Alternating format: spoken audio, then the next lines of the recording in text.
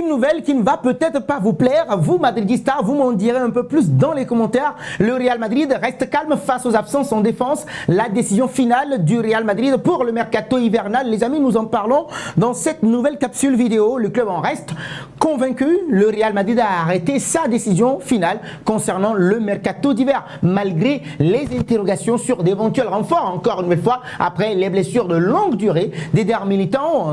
Dans un premier temps, Dani Carvajal, on n'oubliera pas que David Alaba est en cours de reprise. La stratégie adoptée par le club traduit une confiance inébranlable dans ses ressources internes et une vision assez claire pour l'avenir. Bah oui, des inquiétudes pour la défense, mais voilà, une solution interne qui est privilégiée par Don Florentino Pérez.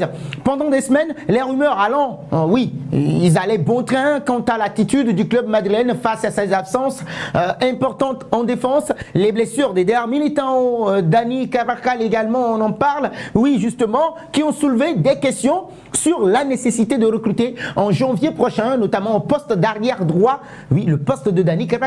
À ce poste, on sait tous que Lucas Vázquez, qui est un ailier reconverti, reste la seule option naturelle. Mais oui, cette situation suscitait de fortes préoccupations, mais les essais aussi réalisés avec des joueurs comme Federico Valverde ou Raúl Asensio ont permis de calmer les doutes à un moment donné. Ce dernier, oui, bien que peu habitué à évoluer en défense centrale, oui, ils ont montré quand même des signes prometteurs lors de plusieurs rencontres déjà qu'il a eu à disputer. Carlo Ancelotti semble donc décidé à miser sur ces solutions jusqu'à la fin de la saison 2024-2025.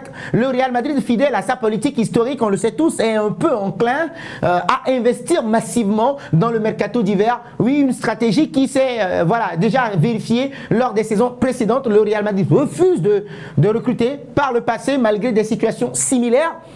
Le club avait préféré justement, oui, ajuster ses plans en interne plutôt que de se tourner vers des renforts coûteux et souvent peu adaptés à court terme au jeu du Real Madrid. Donc le regard est tourné vers 2025. Le refus d'adopter ou bien d'ajouter de nouveaux joueurs en janvier prochain ne signifie pas que le Real Madrid, oui les amis, ou bien reste inactif sur le marché des transferts. Les dirigeants, notamment un certain Don Florentino Pérez, font des efforts pour le mercato. Oui, plusieurs joueurs, plusieurs objectifs également ont été ciblés, et parmi ceux-là, on a parlé d'Alphonso Davies et de Trent Alexander-Arnold qui reviennent avec insistance, deux joueurs respectivement en fin de contrat au Bayern Munich et à Liverpool qui pourront négocier voilà, librement avec d'autres clubs dès le 1er janvier 2025 si leurs équipes actuelles, Bayern et Liverpool, ne parviennent pas à les prolonger. Si aucune prolongation n'est signée, le Real Madrid de Don Florentino Pérez pourrait les recruter gratuitement à partir du 30 juin 2025.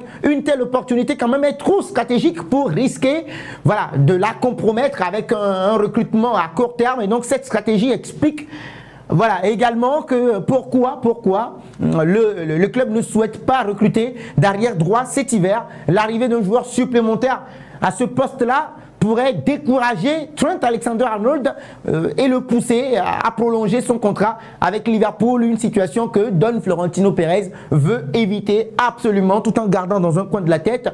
Voilà, Trent Alexander-Arnold, certes c'est un pari risqué mais stratégique. En optant pour cette stratégie de continuité, eh bien oui, le Real Madrid de Florentino Pérez prend un pari audacieux quand même, oui, voilà, avoir des solutions en interne malgré les absences. Le club montre une confiance totale en son effectif actuel et en la capacité de Don Carlo Ancelotti voilà, à tirer le meilleur parti des ressources à disposition. Ce choix, bien que risqué sur le court terme, vise à préserver les chances de sécuriser voilà, des renforts majeurs pour l'été prochain. Au-delà de l'aspect sportif également, c'est une décision qui illustre également l'engagement du Real Madrid à maintenir une gestion financière prudente et à préparer l'avenir avec ambition en évitant des dépenses inutiles en janvier prochain. Et donc le club s'assure une marge de manœuvre, bien évidemment, pour investir judicieusement lors du mercato estival de 2025, renforçant ainsi donc son statut parmi les plus grands clubs européens.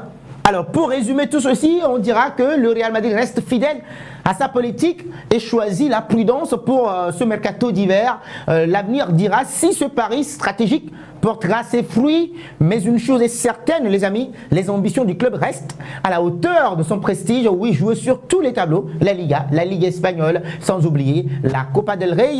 Oui, on a également la Ligue des Champions, une compétition qu'adore le Real Madrid. Alors les amis, dans les commentaires, vous me dites si vous partagez cette décision finale du Real Madrid de ne pas recruter lors de ce mercato hivernal. Vos réactions, oui, je vous lis en commentaire.